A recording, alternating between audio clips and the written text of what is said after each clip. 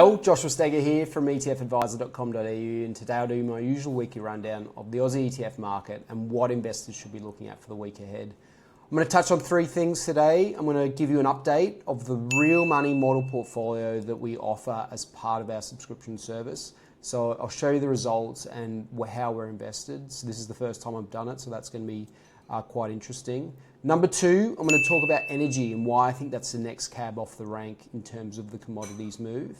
And number three, we'll have a quick look at crypto, and has been a little bit weak the last few weeks, and we'll just see where that sits now. So let's get started.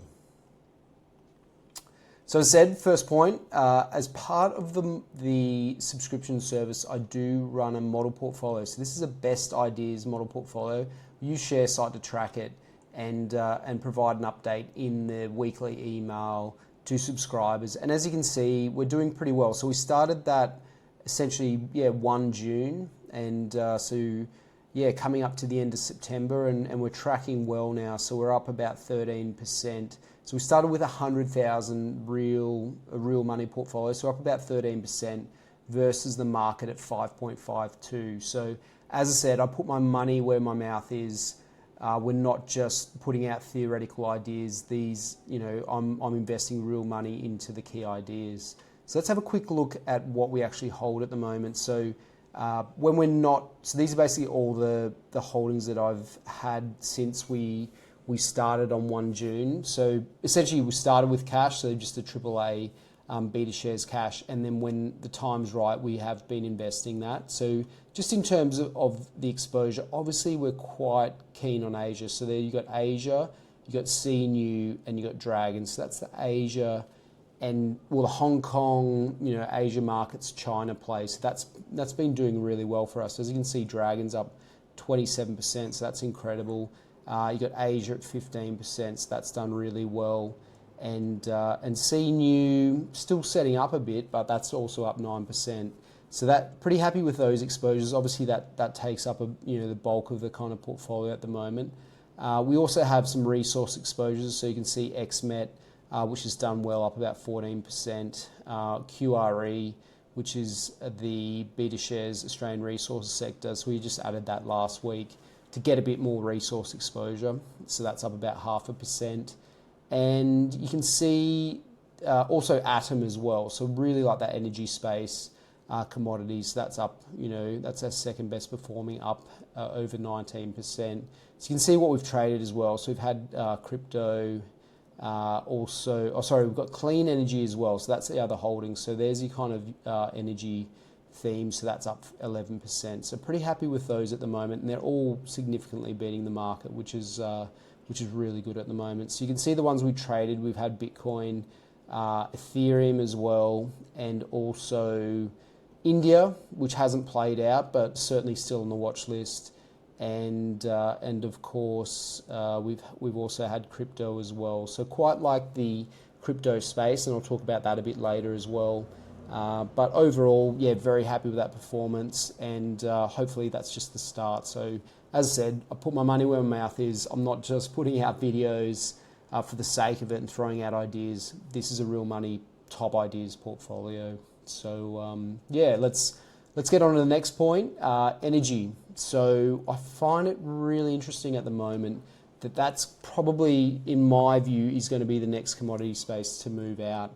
And as you can see, even going back to, say, MVR, this Australian Resources ETF, incredible move now from the tariff lows. And you can see it's up into this kind of weekly resistance now, but it's just been incredibly strong. Just feels like that's where the momentum is in the market at the moment. So there's a few things in play. Obviously, gold and silver. Well, gold was the first to move. Silver's followed. Now we've had copper. Now we've finally got the big resources companies starting to move as well. So that was a key thing that we had been talking about to subscribers. Finally, BHP, not the best, but you can see that's, certainly had a better week or better close to the week. But what I was watching more was, say, Glencore over in the UK, which is a massive player in that resources space. And you can see that looks like a much more constructive base starting to move out of there. So that's there on the weekly. bit of a breakout there. Also, for example, something like Ivanhoe in where it is, Ivanhoe Mines in Canada. You can see that it's a big copper miner, and you can see that's looking really quite constructive as well. It's a nice kind of base, finally moving. So it's really been the smaller, so it's been the gold stocks and a lot of the smaller names, but the big guys haven't been moving. So here's a big one in Sweden, Boliden.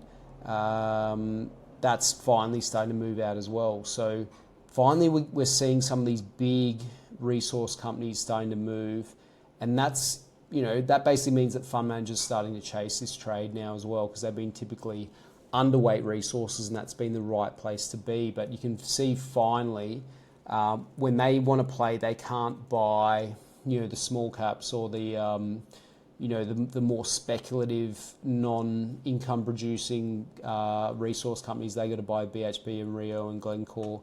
So you can see, still a little bit junky here, but you can see this is kind of where that resistance is. This is Rio now, and you can kind of see it's getting up into that point where it is a breakout. And even though the change of character has still been a lot of selling, but this means big fund managers who say have an Australian equities mandate or have a global equities mandate, and that means they can invest in any equities. At the moment, they've been significantly underweight resources, so they're finally coming back. This is what it's telling us. They're finally coming back to play because they're buying Rio, they're buying BHP, they're buying Boliden. There's a number of names, Mitsubishi Minerals and Metals in Japan. There's a number of names that are moving. So I feel like this resources move is just getting started. And obviously gold and silver have done incredibly well so far. So here's, say, the GDX, which is the gold stocks ETF, gold miners ETF, and you've seen that's incredible move. But what we're now watching is energy, and so it feels like first gold goes, then copper. So we've got the copper miners here with wire. So gold stocks, then copper stocks. You can see the copper stocks have gone now, and now we'll be looking at the energy names. So it will start with, there's a few different ways to play it in Australia with ETFs, but we'll just have a quick look. This is oil. So this is obviously not telling too much at the moment. So it's really, in a big base, really quite volatile and junky. It's probably looking a bit better on the daily, but has a lot of work to do. So that's not telling us a whole lot. But if we do look at some of the other ETFs that are available globally, let's have a look at coal here. So we don't have a coal ETF in Australia, but this looks really constructive now on the daily. So you can see that obviously it listed up here around 26, got down to say 14, and now, that's a really nice base and starting to move out here just this week. So that's looking really interesting. That's coal. So it's not just all about clean energy. With the AI boom, it's the hidden side of the AI boom is the energy requirement. So everything's going to be on the table. You're going to have clean energy, you're going to have green energy, you're going to have uranium, obviously, which has done really well. You're still going to need coal, you're still going to need gas, you're going to need everything with the amount of energy that's required going forward. So let's have a look at another name here overseas. So this is the Van Eck Oil Services ETFs. This is not available in Australia, but you can see this has been a really huge underperformer. There's your tariff lows, but this, look, just continually making higher lows, and it's now at that point where it's looking like it wants to break out, and you can just see all those red bars, all that selling. It's only just now that we're starting to see some green bars and buying, so big step change there. Also, you've got the Energy Select ETF, so the Spider Energy Select ETF. So this is not available in Australia, but it looks exactly the same. So this will hold a lot of the big oil companies, oil and gas companies. So you can see exactly the same as OIH, just grinding up at that point where it looks like a breakout. So there's a couple of different ways to play that in Australia. So obviously oil's not going to be the one. Oil's not moving yet. but the oil stocks are, oil and gas stocks are. So we've got, that's going to be a key idea, probably our key idea of the week for subscribers. So a bit of a hint, but I think energy been very underrated and looks like the next space to go. And, you know, how could this move? We'll just have a look at something like Atom, which is uranium ETF. That's had a huge move from the lows, so or from the tariff lows. So that's up. What are we up now? 130. You know, just under 130%. Pretty incredible. And I think, as I said, coal looking good, oil and gas stocks looking good, energy ETF looking good. Oil's not moving yet, so that's not telling us anything yet. But and obviously we've also had, you know, just in terms of what's in the model portfolio, we've got the Van Eyck Clean Energy ETF, and that's doing really well as well. So from that tariff low, that's it's up 36% at the moment, but you can see it's only just coming out of this base on the weekly chart. So there's a really nice base just at that point of resistance, and you know, feels like it can go a lot higher. So you probably, when it listed, it was around, what's this, $11, and it's $7 at the moment. So even if it just got back up to there, pretty significant move, and I think there's a lot more to come as well. So energy, keep a close eye on that, and there's a couple ways to play it, but I'm not going to release that. That's just for subscribers at the moment. And the third point I wanted to touch on this week was crypto. So crypto's been interesting. Obviously it's moved, well, it hasn't, yeah, it's been a surprise mover this year, but it hasn't done so well lately. And we have held it a couple of times in the model portfolio. So crypto innovators, so these are the crypto, you know, Bitcoin, kind of blockchain and crypto related stocks of miners and things like that. And this is actually like a really constructive base now. It's back up to those base kind of highs, and this actually looks really quite good on the daily chart. And I think that's definitely worth watching. So obviously the crypto miners are in vogue now because of their processing power. So what the kind of data centers that are used to mine Bitcoin are also very valuable for AI and the whole data processing, plus the power that's required. So they're obviously, Bitcoin miners are more profitable when they've set themselves up with cheap energy, and that's exactly what AI wants as well. So that's the reason they've run. So that's kind of the, you know, all the big Bitcoin miners and the data centers related to the blockchain and Bitcoin. So that's one side of the equation. Whereas we've also got Ethereum and Bitcoin, which, yeah, let's just have a look at them at the moment. They've been a little bit disappointing in this rally, with the market hitting new all-time highs in the US.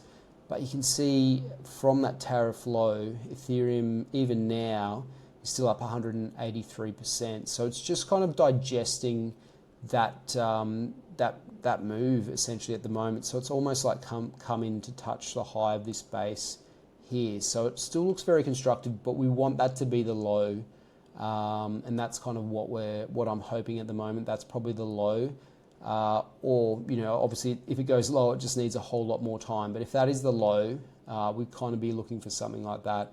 And I think, you know, the themes that are pushing commodities are the exact same themes that will be pushing you know, cryptocurrencies, Bitcoin and Ethereum. So, you know, just in terms of, it's very apparent that we've got high inflation. We've got central banks that are willing to drop interest rates in this environment.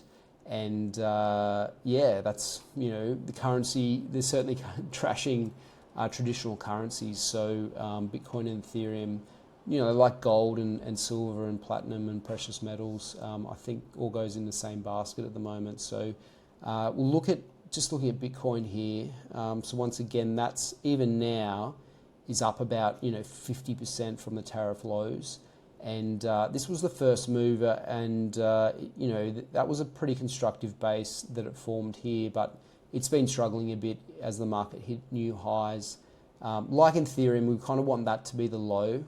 It's kind of tested this kind of zone again, so around that 109,000, and basically just want it to do this kind of, set a bit of a round, a bit more right side, and set for the next move. So I'm keeping a close eye on that because, as I said, crypto, the BetaShares Crypto Innovators ETF, there's something happening there, and I think Bitcoin and Ethereum are certainly worth watching quite closely, and I think it's just a matter of time. And remember, Bitcoin really led us out of the tariff low as well. So I mean, it was one of the first things to move back into new highs, and yeah, basically just come in to retest the top of this base here. So it's tested it twice. We'll see. Hasn't failed. If it does fail, as I said, like Ethereum, it will need more time.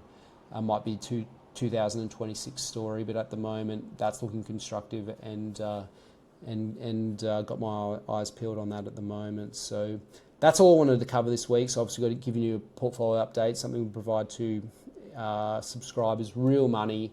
Hopefully we're just getting started with that, and there's some exciting names actually we've got on the weekly email this week. Number 2, watch energy, and there's a few ways to play that in Australia. They're our key ideas this week. You could probably find them if you had a good look, but yeah, I think that's the next cab off the rank in terms of this broader commodities move. And number 3, keep a close eye on crypto. Don't write it off. I think there's some really interesting things happening, and it's kind of all related to the same themes: inflation, interest rates coming down, central banks printing money. Also, yeah, that kind of energy theme, that AI and whatnot as well. So it's all kind of playing in together. So keep a close eye on these things this week, and I'll chat to you again in a week's time.